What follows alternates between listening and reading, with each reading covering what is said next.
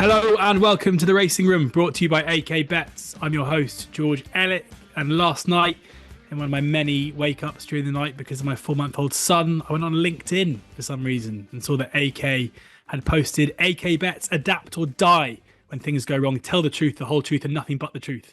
Is that your plan on this podcast, AK?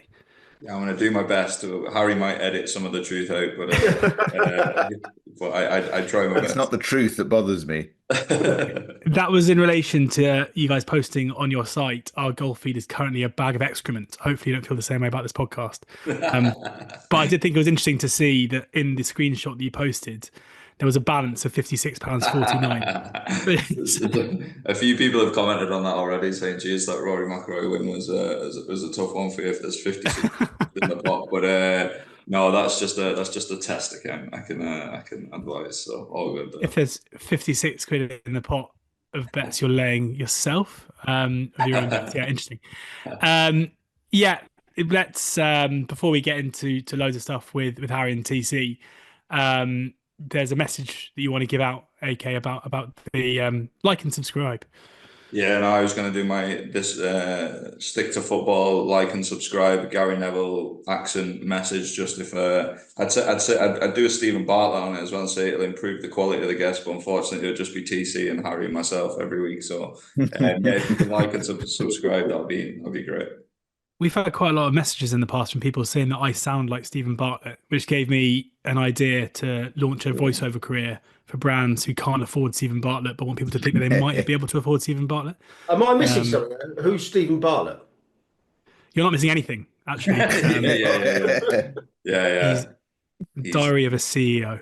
Oh, that guy. Yeah, I know exactly what you mean. He peddles weird scientists and that kind of stuff. He's a dragon. Yeah. He's definitely got more money than me, but with the same voice, perhaps. Sense as well, I think. Anyway, let's get into the actual action here, and we're going to kick off with the hullabaloo around Oisin Murphy's ride on Old Harrovian on Friday. Heavily backed in from 9-2 early doors into 6-4 SP. The horse was beaten by a neck. Was obviously running on well. The Ollie Bell kind of pulled out the idea straight off the back that punters at home might be asking questions, which was true about Oisin's ride and whether or not he pushed the button too late. But we saw Adele Mulrennan and Megan Nichols kind of vehemently defend the ride and kind of almost really looked to kind of put Ollie in his place a bit, which I don't think was reflected in general punters' views, as was shown by the fact that Oisin took to X afterwards, recorded one of his videos from the passenger seat of a car, explaining his ride and admitting that he got it wrong. TC, what did you make of this storm? Yeah, obviously X kind of exploded on this. Don't know if it's a bit of sexism involved, but yeah, I mean, Adele Mulrennan and Megan Nichols made themselves look a bit stupid here. I think they're the only two people that watched that ride and thought it was acceptable or not a mistake. Yes, and Ollie, as you rightly say, Ollie tried to point out that they were wrong and the reasons why. They did the replay, talked the way through it, and bizarrely, Ollie backtracked in the face of the bleeding obvious. So he got a bit of stick for that as well. And it was just kind of like amusing because the culprit, in this case, Oisin Murphy, came out of it the best of the four people involved because punters like honesty, punters like people to put their hands up. It's like when you meet someone for the first time and you think they're a complete idiot, but once you meet them, you're more minded to them. And I think when Murphy came out and did that video, he took the whole heat out of the whole equation. And I just thought, Adele and Megan, they don't need to protect jockeys. I mean, I say it widens it out to the role of ex-jockeys and people who are very close to, participants. They don't need to be like that, but you just need to call it out as it is. And I think Adele and Megan are good enough not to rely on, my husband's a jockey or, my dad's a trainer or my nephew's a trainer. They're good enough to move on from that, and they don't need to reference that. I mean, Adele references Paul Mulrennan in every other sentence, and she's too good to rely on that as a basis for for us speaking. So yeah, I just thought they made themselves look a bit silly there. Ollie should have stood his ground, and Murphy came out the winner, bizarrely enough. It reminds me a bit of the kind of goalkeepers union in football, where you'll never find the next goalkeeper criticise a goalkeeper, because it's kind of similar with jockeys, I guess, to an extent. And in defence of Ollie, I do, there's an element where his role here isn't to kind of create a clashing point between him and the pundits, where if he kind of stood his ground, it could have, got a bit strange. I just wonder if the producers, after a couple of minutes, whispered in his ear, just back off a bit, Holly. Just play devil's advocate to a certain degree. Yeah, that is possible. AK, what did you make of the ride? I think Oisin Murphy probably summed it up as well as anybody. I think I'd be more interested in the whole situation. I think, I love Oisin Murphy, to be honest with you. I think he's an absolute breath of fresh air in an industry where people are obsessed with trying to sell jockeys when there's nothing to sell. I think he's probably got something to sell. Like, he's actually interesting. I think he's really interesting to listen to. I think he's super articulate. And when a video pops up on my timeline and it's a 3-minute video on his profile of Oisin Murphy speaking, I get to the end of it, and there won't be many jockeys that I can say that about. Like, you'll actually sit down and listen to him. I think he's just a fascinating character, and I quite like him. I think he summed it up quite well. I think we probably saw the marked difference between, and I'm not blaming anybody there, but just Hugh Carroll's maybe approach on the Solness ride at Christmas versus ITV racing. I think it's probably a little bit UK and Ireland. The difference was exemplified there a little bit, and Hugh got pros and cons from that, as he probably does with most of his stuff. But I thought it was definitely very. What he said that day, it spoke for punters, and I think Ollie got it right. And you just wish he probably didn't back down and just. But I also think it's probably difficult, like you said, you don't know if a producer's saying something in the ear after a while. If you're there and you're stating the bleeding obvious, and the two people next to you are just absolutely vehemently saying no, I think it'll probably make you doubt yourself as well, and you probably be conscious you're on live TV as well. So it's kind of a weird one. But yeah, I thought it was just all very strange. And if there's one thing this struggling sport doesn't need, it's just consensus and not stating the bleeding obvious. And I think that should be encouraged in all forms, basically. It's very interesting. I asked someone to clip up what Sky Sports Racing did, because obviously Sky Sports Racing covered that race as well. And Simon Rowlands sent me on a 2-minute clip about how Sky Sports Racing did it. And they totally nailed it. They had the sectionals up there. So they went through where Old Harrovian was, where the winner was, getting an easy lead due to the times. So they did it in a very factual manner. They didn't actually call out the ride, but the inference was clear that he sat far, far too back. So fair play to Jason Weaver. How far after the finish was that, Tony? I'm just conscious of how much time did they have to prepare that, because this was probably off the bat, wasn't it? Straight after the race. I don't know. He just sent me. I think the clip started by saying they just covered another race. I think there was a race in between. Yeah, so they had a little bit of time. And then I think that you'd love to see that analysis on terrestrial TV. I think people talk down of the terrestrial TV on audience and that they wouldn't be interested in that, but I think they would. Times is something that people can grasp. Everyone watches athletics, for example, or anything ever that's time-based analysis. So yeah, I take on board that they had time to prepare that and do that, but there's no reason why ITV couldn't have done the same. Yeah, I mean, as we said, it does. I would, from my limited experience in live TV, I think a host's job is absolutely not to create an environment where they're suddenly arguing with the two kind of expert guests, as it were. And I think he probably had no real any other way to go apart from to stand down. But it was also interesting that I thought that Sky Sports Racing and also Oisin himself both gave credit to the jockey of the winner, who obviously stacked them up in front, had a little bit of a breather, then went again. Whereas there was no comment of that in the ITV coverage. Harry, anything to add on this before we move on? No, not really. I think that the Ollie said enough, unusually for the mainstream channel coverage, and it was just interesting that Oisin's explanation almost completely mirrored his, because they talk about sort of doing it, starting the finish in two phases, which is basically what Ollie was saying, is he isn't quite pushing until he gets to the furlong marker. So I think that if anyone is feeling quite smug this weekend, it's probably Ollie Bell. Yeah, I just on that as well, just like guest wise, and you have to excuse me again. I didn't actually watch ITV racing this day, and I've only just seen the clips. But was it just Megan and Adele in the studio? Because like I think like I'd be probably putting them not because of gender or anything, but I'd be putting them in the same bracket of roughly the same opinion. I'd be thinking I'd be getting the same opinion, and I think Ollie would probably have been helped by the fact if you had, like you say, he was playing host and having a for and against. He's almost trying to create a talking point because the two guests aren't. There's nothing else to talk about, basically. Yeah. It's not one of the things. Sorry.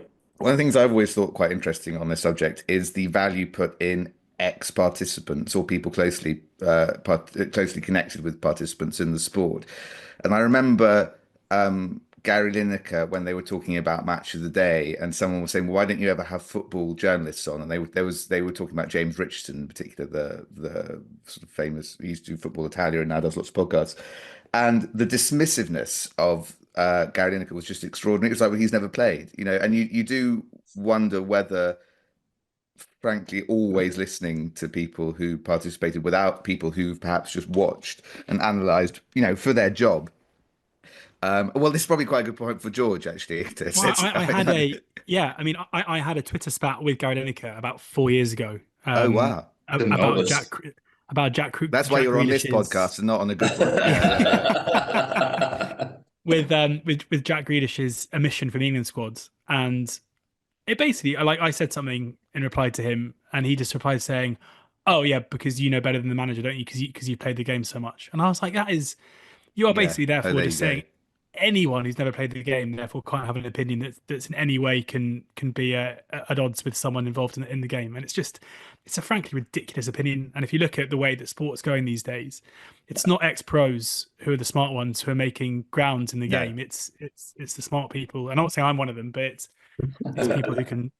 people who can run numbers and understand the game to a degree that's far more 100%. I wasn't setting you up with that story, George. I didn't actually know it, but it's a very good explanation. I only mentioned it because someone on Twitter said, wouldn't it be better to have people, particularly in racing, because as we always say, it's such a small world, people who aren't, necessarily going to be getting a lift home with the people that they're talking about. And someone said, you've got Kevin Blake there. He's that bit more removed. And a very good analyst.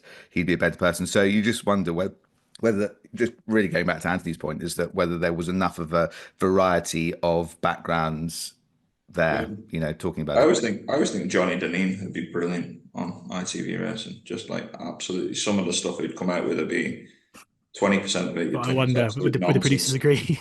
And 80, I think he'd be brilliant. 80% of it would be very insightful, I think, and just off the cuff, and 20% would be absolute nonsense. And I think he'd be brilliant, like just as an off the cuff person to move away from the thoroughness of some. I think they probably consider Matt Chapman to be about as far as their risk analysis is prepared to go. Clean image is so important. I don't think this would have helped in this regard with Oisin anyway if Chapman was there. But well, anyway, let's move on, because more to discuss than just adding to the narrative around the Oisin Murphy ride, and we're going to kind of stick. We saw Megan Nichols and Adele Mulrennan on the opening show on Saturday morning discussing the weighing room subject that we covered or the state of the weighing rooms as we covered last week. And Harry, we've had an email that is fairly insightful on this matter. We have. This is an email from friend of the pod, Paul Struthers, to Tony over the weekend. It's fair to say that I think Paul is frustrated. So I'll read it out. We accept it's an expensive project, and that the impacts of affordability checks and the cost of living crisis on some racecourses' income combined with an increase in construction costs following Brexit and the war in Ukraine, created additional challenges. However, while we could have accepted some limited delays due to those circumstances, the fact is the vast majority of courses hadn't even started looking at the project until the deadline approached and then passed. And the 40 million total cost figure of the RCA put out feels like a convenient excuse. It basically works out to over £700,000 a course, which we don't accept. And then he goes on to list various reasons he thinks that figure might have been arrived at, which is that it may include the costs of the Newmarket July course, and Newmarket had plans for their development before the project was announced, and it also included a new bar and restaurant. So that would, if true, that would appear to skew the figure. They think they might have also included Worcester, who, like Newmarket, had been planning their development before the project was announced. He points out that York won't need to spend anything as it was a new facility, so they have dispensation to use a female valet assistant. They know the PJA is aware that many courses haven't got anywhere near the average figure or anything like £200,000. They have seen one quote that is over £700,000 for, basically, as they put it, putting up a stud wall and redecorating. I was thinking this is a good opportunity for AK Bets and builders merchants to start up and get down to all these race courses, undercut these figures. Yes, so the suggestion that £700,000 is appropriate for putting up a stud wall and redecorating, as the PJA puts it, does seem rather high, and maybe that figures like that are to an extent being used to kick this into the long grass. Then he goes on to say that Pontefract has done a good job, an award-winning development that was a major piece of work and significant investment for a small course. That did cost around 700,000, and the PJA are wondering if the way that the figure of 40 million has been come to is really just to multiply 700,000 by the number of race courses in existence in the jurisdiction. They are getting increasingly frustrated by the repetition of the line that the BHA, the Racecourse Association, and the PJA agreed to extend the deadline. The PJA are adamant that they have never agreed to extend the deadline, and that was done above their heads between the BHA and the RCA. The PJA did not agree to extend the deadline at all. And ultimately, I'm going to read just the final sentences because Paul always fights hard for his members, and this is pretty hot stuff, really. It's clear and has been for years that there's a two-tier system of regulation: one for trainers, jockeys, racing staff, and another, far lighter touch one, for race courses. You see this in going reports and inspections not adhering to BHA general instructions and no action being taken. You see it with padded hurdles not being made mandatory until 2026, despite clear evidence of a reduction in falls and injury. And you see it again with this project. Can you imagine a flat trainer getting or retaining their license if they couldn't afford starting stalls, or their horse walker broke down and they couldn't afford to repair it? So that's what we've got from Paul, and it's pretty obvious that the PJA are getting to the end of their tether on this. Spot on, isn't it? Like, it's word for word seems. It's hard to disagree with any of that. Well, we don't obviously understand the underlying facts as well as Paul might in relation to what's happened at these other courses. But when you stand back, I think that the point he makes is a really good one. If you said to the BHA, if you were a jockey or a trainer that just said, "Oh, I don't know, I couldn't afford to do something that requires me to be in compliance with the rules," the answer to that would be, well, your license, you're not going to have your license until you can. A trainer, I think, has to show they've got 40 grand in a bank account before they can get their license, so that they can fund things properly as they start up. So I think that point is a rather good one. Is if you can't afford these things, then that is perhaps quite a serious issue that regulator needs to look into. But I suppose you also have to accept that the regulator has a rather different relationship with racecourse owners than it does with its own participants, and there's an element of reality creeps into these things. But what is clear, as Paul is trying to seize this at its most opportune moment and push forward some progress.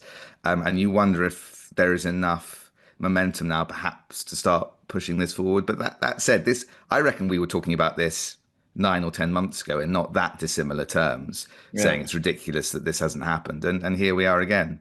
The safeguarding aspect of it is the one that I keep coming back to. Like, you've seen a story in the week, and another person warned off for safeguarding issues and banned from the sport, and you're chucking females, younger people, absolutely, and into a room. It's absolutely appalling. Like, it's a pretty facile point to make, but one thing you can assure yourself of is that if horses needed changing rooms, that they would get them, because that is where welfare is aimed at the moment. It's just not aimed at the human participants. That's 100%. Yeah. But the background to this is, for people who haven't watched previous shows, is racecourses were instructed in 2021 to actually sort this out, and they were given to the end of October 2024 to actually do this. Hardly any complied with that. And then some race courses came back in October 2024 and said, actually, we might not be finishing this until 2030. That's how ridiculous this situation is. And like I said, like Harry said, we've covered this numerous times. It was just opportune that I text Paul on Sunday morning, because I saw the opening show on Saturday morning, where I thought Adele Mulrennan and Megan Nichols did brilliantly on this subject. To do that live, especially with Matt Chapman in the chair, I thought that spoke volumes about how good they are as kind of like pundits and stroke presenters, in contrast to the previous day. So I like to kind of like applaud what they did there. Yeah, and so I said I text Paul on Sunday morning, just say I thought Adele and Megan were really good there, as was Matt, joking aside. And he said yes, and he came back with this, and I wasn't prepared for the punchiness and the honesty involved with that. And like Harry said, I think he's come to the end of his tether. And I said to him, "Are we all right to quote that?" And he all right to quote that named as well. He said yes, fine. So thanks for him for doing that. And I just think it's incredibly punchy stuff. Yeah, thank you to Paul for the email. Hopefully, us, reading it out as well will help it get some the publicity it deserves, and there'll be a change coming. We can all hope. On to a racing review. We obviously had the Craven meeting at Newmarket, which meant some top class flat racing on Tuesday and Wednesday. Almeric won the Phelan, and Zanzoon won the Nell Gwyn TC. Yeah, Almeric very impressive in the Phelan. Beat another promising horse in King of Cities. They were miles clear of the third. Sounds like the first two are going to go for the French Derby, and like I said, that was a very good performance. Zanzoon could be going to France as well. Not entered at Newmarket. Sounds like she'll be going to the French 1000 and probably the French Oaks afterwards. Field of Gold was mightily impressive in the Craven. Just had a look this morning. He's now into 5-2, favourite for the Guineas. He was 6 and 5s after the race, which is absolutely bizarre, but that was quickly trimmed in, and now he's 5-2 favourite for the 2000, which is fully understandable. What else do we have? I'm surprised if AK had been standing at Lingfield was it Newmarket or was it Newcastle? If AK would have been standing at when Heavenly Heather won at 200-1, I'm sure he'd have been posting a slip 2 minutes after saying he just laid 50 quid each way at 200. And yeah, that was one of the biggest price winners we've seen. I had a look at the Betfair starting price and the pure tote dividend. The reason being that immediately after the race, it came up because the ITV give the guaranteed price. So when it came up, I was expecting something quite punchy, because 200 on SP, you'd think on horses like that, they're normally a lot bigger. And when it came up as 201, I knew it was under 200. So I had a look, and it returned 199 on the tote, which surprising. I think the Betfair SP for balance was 374. What did the players market return on the total? I've got it here actually, £23. I was going to say, I bet it wasn't 40. They don't price match. They don't price match the SP on the players market. I know, it just goes to show you how how few people are probably betting into that market. And I think just very quickly, because we've got other better subjects to talk about. Obviously, we're doing this on Monday morning. Skelton's about 28 grand clear, and the current betting for the trainers title going into the last week is Mullins is 1-3 and Skelton 11-4. So that was Mullins clawed a lot back because he had a 1-2 in the Scottish champion hurdle on Sunday. So all to play for, but Mullins is still a strong favourite. Yeah, Mullins still a strong favourite, but Skelton's still ahead. We'll go on to a few kind of major topics now. We're going to kick off with the story that it's kind of broken out into social media over the last week or so around an Irish, is he an assistant trainer or he's working at a yard, who had a bet an each way double, 30 quid each way double, or €30 each way double last April on two horses at massive prices that went on to win. And he's yet to be paid out. AK, I kind of looked quite deep into this yesterday, and there was, he'd been interviewed. I can't remember the name of the. Your Stewart, I think he's called that. Paul Stewart, okay. And he was interviewed by Paul Stewart, who kind of wrote up this interview on Facebook and has been sharing it on social media ever since. And it seems that the Ladbrokes are trying to kind of palm him off till the end of an inquiry, despite the fact that all other bookies had paid out on the races, whether on course or off course. But the reason for which they're not paying him out seems to be unclear at the moment, whether it's a max payout issue or whatever else. Can you see any reason as to why he hasn't been paid out the money that he's due? €300,000, I think it is, isn't it? Yeah, the guy's name is Joe. Sorry, that's my accent. I think I said Joe Stewart. I've never met the fella on the track. I've seen him on the track. He goes racing the whole time. I think he's a journalist in Ireland from memory. Not 100% sure. But he's took up the case for this chap because he was basically commenting on it being a year to the day since these two horses won, and the guy hasn't seen a penny of the money he won, essentially. So a bet placed with Ladbrokes, 30 quid each way double. I think it was 125 to 1, and another big prize, 66 or 80. 80 to 1, like that. Yeah. Two horses have won. There's an inquiry. I think it must be like improvement in form or something along those lines. And Ladbrokes have withheld payment. I have a couple of opinions on this. So apparently the return sims out to €300,000. In the first instance, I think a max payout would apply there because of the low quality of racing and from a protection from a bookmaker point of view, of which I have no problem, surprisingly. And given the grade of race, I don't know what it is in their rules. I'd imagine there is something, but a figure of around 50, 100 grand wouldn't be uncommon, I think, for very low grade racing. So that's one thing, but that doesn't seem to be the issue at hand here. The customer, and for me it doesn't matter, assistant trainer, highlight trainers bets, like it doesn't matter who it is. Like the bet was placed before the offer prices that were offered, and there should be some kind of return.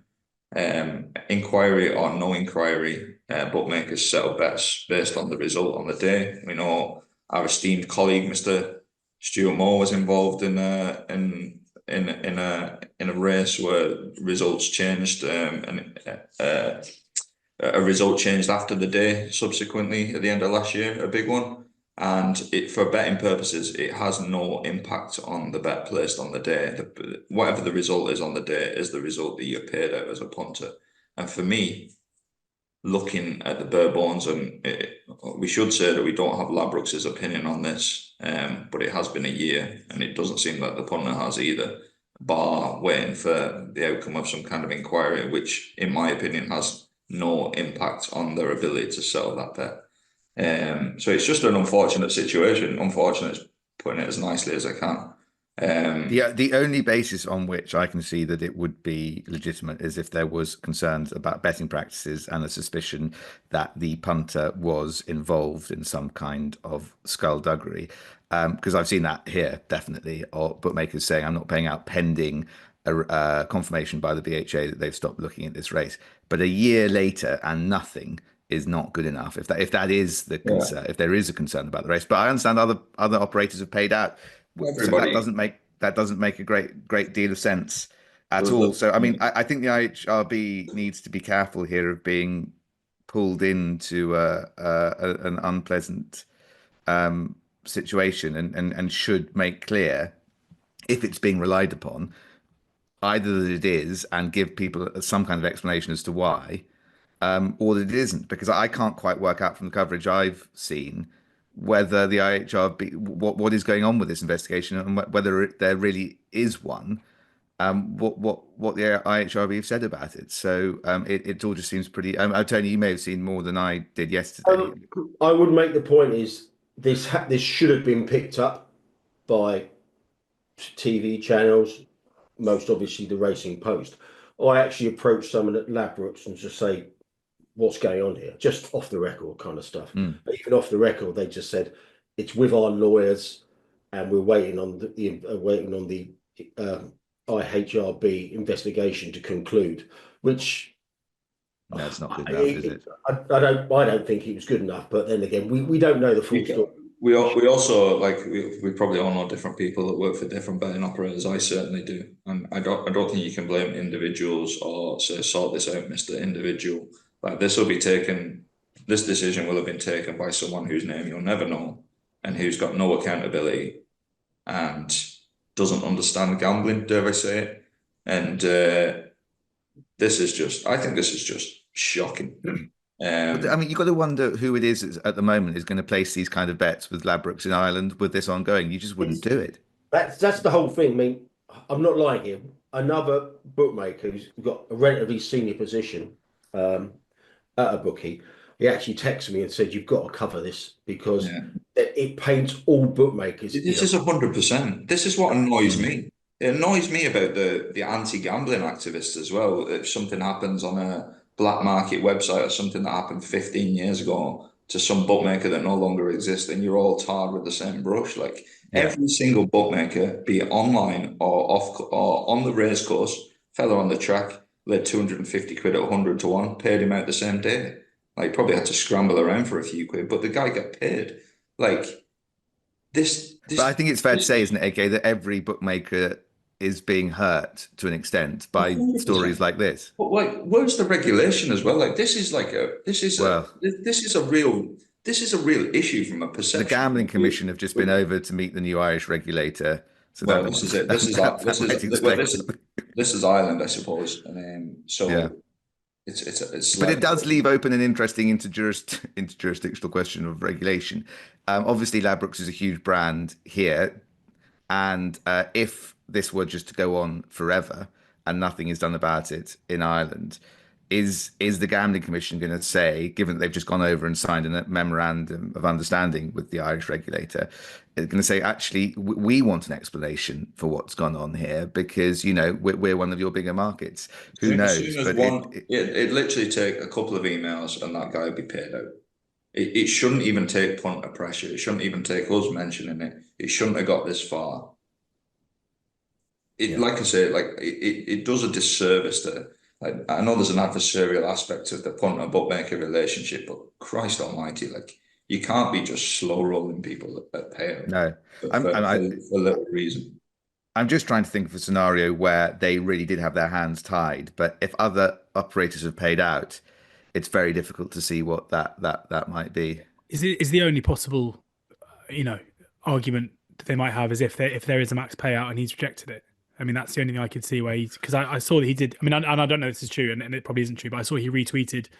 The lad's called Dylan Phelan, and he's a stable lad. And I saw that he himself retweeted someone saying, you shouldn't accept anything less than the absolute max that you're owed, which obviously isn't the case. If there's a max payout, then there's a max payout. No, that wouldn't apply. If that, obviously we don't know that because nobody's saying that. We don't know any. We don't know. Yeah, exactly. We don't know anything. The understanding through back channels is it's with lawyers and it's payouts reliant on an inquiry. So it suggests even if it's the case that they are currently in negotiations about a payment that perhaps, for example, there's an argument about the max payout. Sometimes you get the argument, well, you shouldn't have taken the bet if it was going to breach your max payout rules. But for each way double though, obviously the place part could pay. You know, you wouldn't want to be capped because if they go, it's much more difficult. But they feed it straight into a computer, is the argument, and the computer can work out the various permutations. I do disagree with that. It's a shop bet. You're never going to get. You're never going to get any software like a shop. You scan. No shop bet. No, I was going to go on saying it's a shop bet. No, I get that. Yeah, I was going to go on and say it's a shop bet. But I suppose, sorry, the point I was really making was just that if they are negotiating over, let's say they've got £100,000 max payout, and they're negotiating over the legal merits of a position that actually he should have the whole lot, and they're talking about 150 to 170, you'd still expect the 100,000 to have been paid out by now, the undisputed part of the bet. So that doesn't make a great deal of sense either. It could well be that they don't think it's his bet. I mean, could that be another angle into it? But what I would say here is, I think if this is an Irish issue, if the Irish Racing Post, if David Jennings or Richie Forrestal run with this story and actually try to get some answers, they might hit a brick wall, like with the lawyers, etc. Giving this the publicity in the trade paper, I think it would massively accelerate this situation. And we're talking about accelerating a position. It's this is a year down the line. Yeah, it shouldn't need that. Like, it shouldn't ever get to this stage. I don't think there has to be something from the operator side. But if not, after a certain number of weeks, it should be a case of. There should be some kind of regulator stepping into these things and going, what are you doing here? Like, we're trying to get people to bet into the legal market and stay away from the black market. And this is the biggest danger. The biggest mistake bookmakers can make, as we said before, is not allowing there to be enough of a distinguishing feature between the white market and the black market. And if people just think that both sides behave the same, then that is curtains for the regulated industry. Yeah, I should, just before we move on, I should say that if the Racing Post has covered it, I couldn't find it. But so yeah, I'm just looking now, and Joe posted his interview with Dylan on Facebook on the 15th of April, kind of mid-afternoon, and since then, from what I can see, the only article that's been published on a website is in the Irish Field, which is behind a paywall. Yeah, I found that and couldn't. Yeah, I don't subscribe to that. I couldn't read it. 5 days later, there's no free to read articles about this. Just going very back, just to answer your question, Tony, on whether they might think it's not his bet, that's fine, and that would be a legitimate basis not to pay out. But you can't rely on an IHRB investigation for that, because the IHRB don't investigate breaches of bookmakers' terms and conditions. They investigate regulatory issues in the race. So I don't think it is very hard to understand, and that's why if I were the IHRB, I would be quite keen to make it clear myself if and what part I was playing in this, because it just doesn't seem to be making much sense. As Struthers said earlier about racecourses, the war in Ukraine and the cost of living is high. But if that's not the guy's own bet for a 60 quid stake, I think we're struggling to rely on that. I'd say, like, the other thing I can think of off the top of my head is just a load of lads dotted around at the same time, placing the same bet, trying to circumvent max payout rules, just spitballing here. But it doesn't appear to be a breach of terms and conditions issue. That's the thing. It appears to be an IHRB issue. That is the bit that just doesn't make any sense. I think that if they were saying we're investigating potential breaches of our terms and conditions, people will probably have more time for this, because they'd say, well, that it's the IHRB angle of an investigation which no other operators seem to care about if it exists. So it's very strange.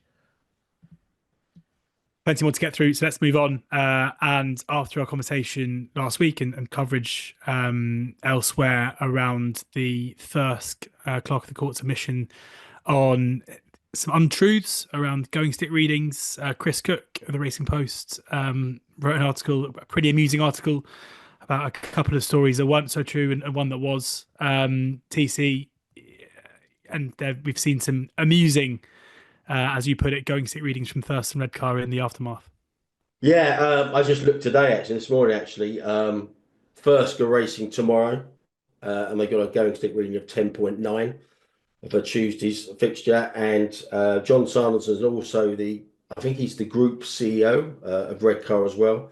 Redcar got a going stick reading of 10.2 today, which is kind of like he's clearly getting what he thinks is the accurate going stick reading, as opposed to what he's been doing the previous 15 years, which is basically doing what he wanted, really. I haven't seen the BHA comment on this. I think they should have come out. I think they just said they have commented, but I think they haven't come up with. They're looking into it, but they've made some broad. They made some relatively broad principles about how you shouldn't mess around with going sticks. Basically, I suspect if he wasn't also in a CEO position at some northern tracks, they might have come down publicly harder on him. I'm sure they've had a word, which probably explains why his going stick readings have gone from about 7 or 8 on the same ground to about 10 plus. So it just brought into. I don't know anybody who's serious in the game who wasn't aghast at this. I mean, you just can't lie. You just can't lie on stuff like this, which punters rely on. Serious punters rely on a database of going six readings, how they approach races, and what they filter into their systems about the prevalent ground. And Chris did a really good article on that. Very, very witty. I'm just going to. I think I think that it's a question of interpretation rather than fabrication is probably where I think it's hard to explain the motivation behind what they've done. But I thought that Chris's article was very funny. It started with various completely insane examples of things that have never happened in racing. Well, and then I must confess, when I started reading that article, I was like, God, did that happen? Like, I know. I think everyone did. I think everyone did. What made it so good? Because anything about World War One, I've read about it. So it's fascinated me since I was at school. And every time I go away, I try to find a new World War One book in the airport lounge. And when he came across that first World War One general who used to own a horse and stuff like that, I said, I've never heard of that bastard. I literally was reading it, and before I actually got to the second and third part, I actually Googled him, and I just thought, yeah, so did I. He's been had. Yeah, I couldn't. It was very well done. And then of course, he almost having the second time as well. Yes, I can't remember what the second example was, but it was the anyway. But he gave 2 or 3 examples of things that just were completely made up, and then said, and then went for this story, and basically highlighted how absurd this was, that it belonged in a kind of category with things that have just been plucked from Chris Cook's imagination. But I think the best gag for quite some time was to call James Sanderson Hans Christian Sanderson, teller of fairy tales, which was a very good one. And as he said, that this slightly concerning idea that people can interpret data better if you put your own qualitative twist on it before giving that data to people. But anyway, it was a great article, and just been interesting to see that the National Trainers Federation, the Horse Race Bettors Forum have all been very cross about this. And you wonder as well, again, I mean, I'm not sure to what extent the going stick has really become that relied upon to this extent. But again, is there not a welfare angle to this of just of giving incorrect data on going? I mean, there must be an argument that there's a welfare angle. Even retrospectively, when I was thinking about it, like, does the clerk think that he's going to be the clerk of the course there until the end of time? Like, there has to be at some point where there's going to be somebody else doing it, and how does he know that he or she know that they have to? Yes. What do they know that's in and his how they've done it? Keep it like, it makes absolutely no sense. It's the most bizarre thing to do. Like, and now you're talking about 10 point whatever as the reading. Well, that is the actual reading. If we had 15 years going back of 10 point this, everyone would know they could run. And you just created. Just imagine that there was some, one of these data guys whose only edge was going stick, and they've spent 10 years collecting the data, putting it into machines, and only to read that. That isn't that fanciful. No, it isn't. It isn't. No.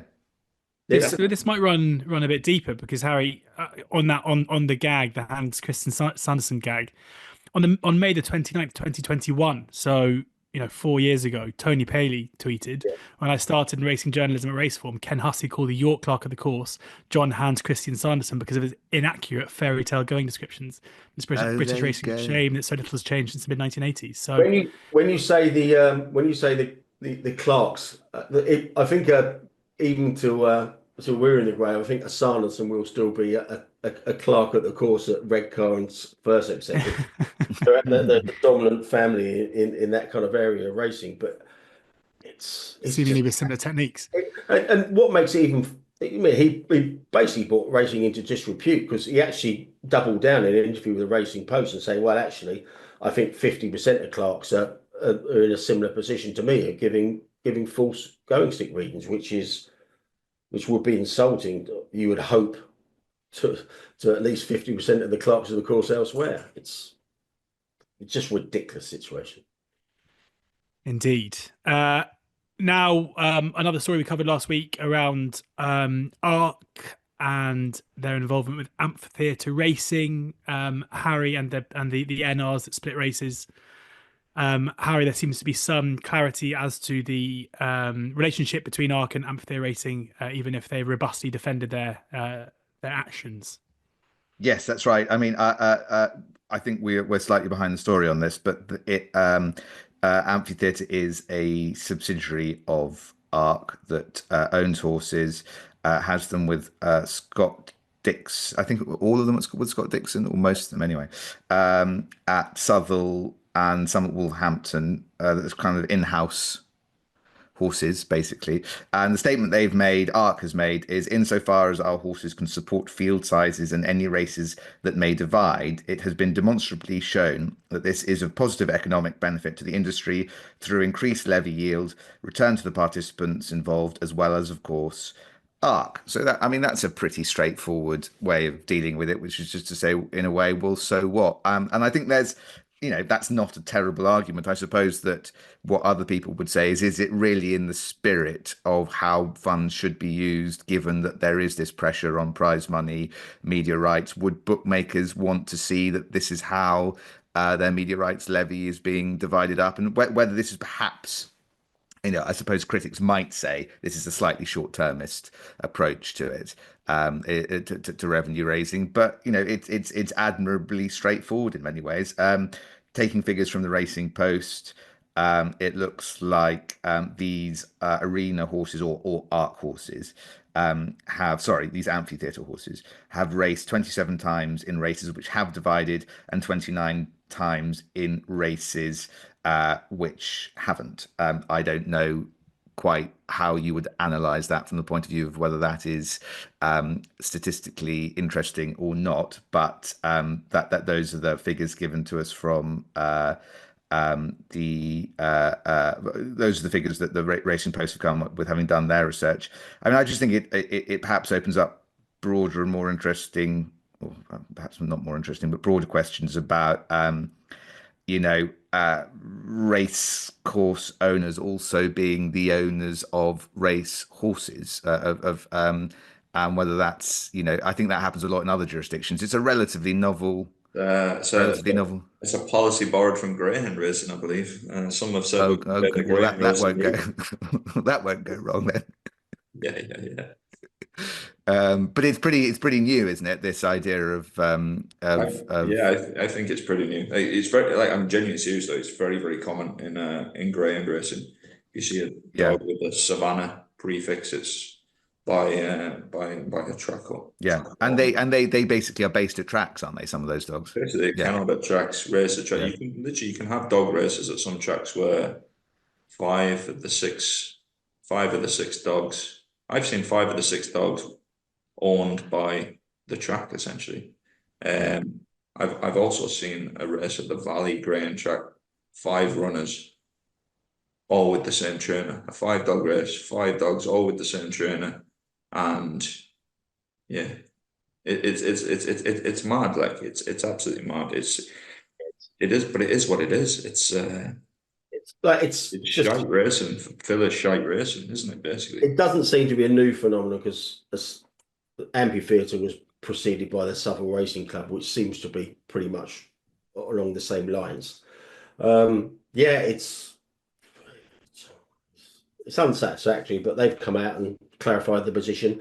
Amphitheatre Racing have had 4 runners at Arc tracks in the last couple of days. One of them was incidentally a non-runner in a divided race. So yeah, I'm not sure what the BHA would do to stop this, because the explanation is these are Scott Dixon's choices. Essentially, we haven't had anything to do with the placement of these horses in these races. What?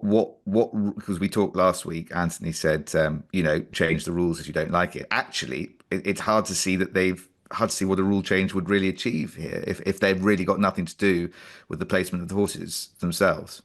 I'm not sure what you'd do.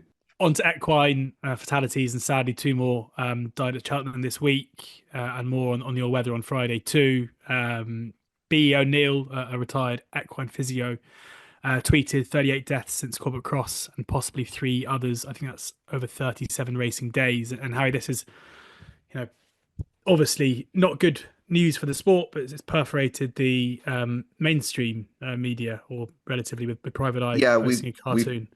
We've talked about this quite a lot recently. So I just forwarded a cartoon from Private Eye, which was sort of my example of mainstream media not showing an interest in horse racing until it's negative, and that will start to permeate the minds of particular other, a lot of journalists read Private Eye, and it's just not very helpful. I think we have someone was suggesting that we'd given off slightly mixed messages on horse deaths in recent weeks, with sort of in some weeks saying, oh come on, there are always going to be deaths, and then after the Grand National we were pretty down in the mouth about it. And I think that, well, Anthony wasn't, but I think that's a fair enough criticism actually. And I think that really the point that my view on this is racing has to decide how it's going to deal with it, and then deal with it in that way. And at the moment, it just seems to be that the strategy appears to be hoping horses don't die, and that's not going to work. Yeah. So yeah, it's the one question I'd like to ask the BHA, James, the vet, just how many deaths are deemed too many? So if it's true, I mean, it might just be it's reported more now because it's in people's head about and looking for these fatalities, and we've had obviously 4 or 5 in the last 5 days. It's going to hit a point whereby, and if this trend does continue to rise, if indeed it is rising, but if you read people like Mr. O'Neill there, you'd be in little doubt, because he seems to track nearly every single horse that runs. How are we going to hit a point whereby the fatalities are just too many? That's the interesting question for me. I mean, if the answer is no, then as Harry said, just deal with it. Yeah, there has to be a positive argument behind it, not just hoping that you get through a couple of months each year without too much damage, because that's just not going to keep working. There was a race on Southwell's Easter Sunday card that was abandoned due to lack of runners. TC, something we've kind of spoken about in the last couple of weeks, but trainers critical of prize money, and that's come to a head here. Yeah, there was a race. There seemed to be an orchestrated kind of like boycott, but everyone involved, all the trainers, deny that. But we lost one race at Southwell last week because there wasn't enough runners at the overnight stage. Only narrowly missed another race being canned as well, and similar situations happened at Market Racing as well, where they narrowly avoided losing races as well. And in both instances, the prize money at Southwell and Market Racing, which is a Jockey Club racecourses course, were pretty pitiful. And if you read between the lines, the trainers think they've had enough, but it's going to need more than losing one race at Southwell to bother Arc or Jockey Club racecourses. I mean, the French have a different psyche, but they just seem to come out en masse, and they don't care who they upset, and they don't care about any kind of like legal ramifications of having Martin Cruddas on their back for orchestrated boycotts, etc. I mean, like I said, the French are effective if extreme. Nick Luck was brilliant on this. Did you see Did you see? I think it was Rev Beckett. He was asked, was it a boycott? And he's obviously conscious of the legal ramifications, and he said it's definitely not a boycott. And then he said, well, it sounds like, and he read out a definition, which was the in dictionary definition of boycott, and got him to agree with it. It was This just was quite funny. this He was was like an absolute stitch of I was listening to this on the train on Friday So morning, good. no, Friday afternoon, and it was Sam Hoskins on Oh, Nick sorry, it was Sam on Hoskins. Friday. Yeah, it was. Yeah, yeah. It Obviously was brilliant. he bought this. He bought the Amphitheatre Racing to the fourth, Yes. and I was listening to that live, and it was blatantly obvious that he was reading out the So good. dictionary definition of boycott. And the guy was kind of like, he said, "Can you say that again?" And he lured him straight in, and it was blatantly obvious Yeah. what Nick Luck was doing. And he fell for it. He said, "Yeah, well, yes, that would appear to be accurate."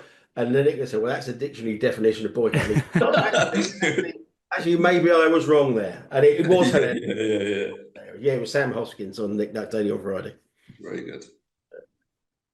And a story coming out of the Balding Yard, Sheikh Fahad having taken all of his horses away from him, possibly off the back of New Century's poor running or fifth place in the Craven, possibly, maybe. Yeah, TC, I what do you think don't know of if I this? forwarded it onto the group. Someone texted me on Wednesday evening and said, "Stand by for a big story. Balding as Qatar Racing, Sheikh Farhad has taken all these horses away from Andrew Balding. Apparently, it was an argument over one horse. Could have been New Century, could have been others. And he said, fair play to Balding. He seemed to have said, well, if that's the case, then take all your horses away. Obviously, what's happened since is more diplomatic. You know, it was a mutual decision. We had disagreed after about running plans for certain horses. So it was agreed that Sheikh Farhad Qatar Racing took 6 horses away from Balding.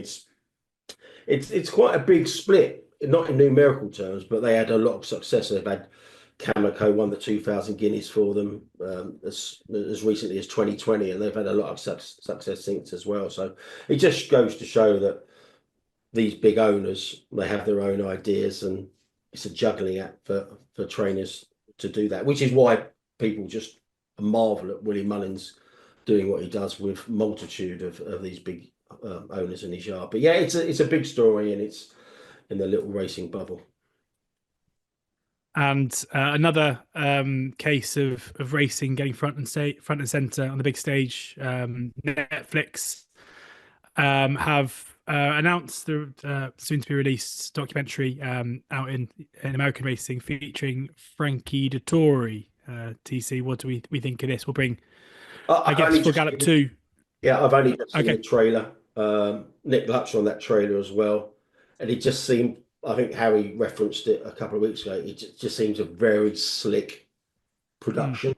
And I just wonder whether ITV champion with a view to Champions Full Gallop 2 are looking at and thinking the last thing we need is this to be an absolutely roaring success and building up expectation about the UK version.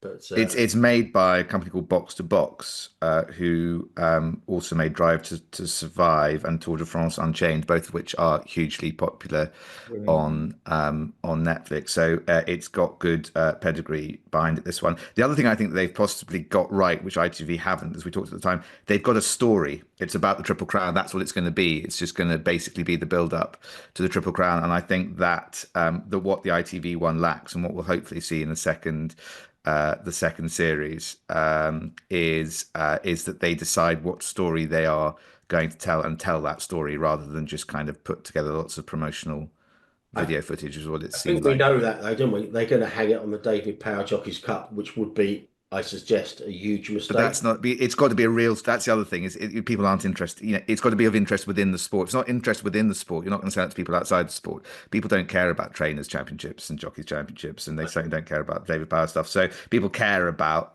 the Triple Crown, and so that it is difficult here because you don't really have a similar series of races that make sense in the same way. But it could be about 6 different races, but just sort of being all over the place, and and always just going straight for the kind of the top names. The answers might be to try and dig out the stories from lower levels of the sport. But isn't there an argument with the David Power Cup or whatever it's called, where like even though actual racing fans don't care about it, no one has cared about it. If you're trying to appeal to a new audience, and you can dress it up in a certain way, and you can get those two kind of front, the protagonist front and center.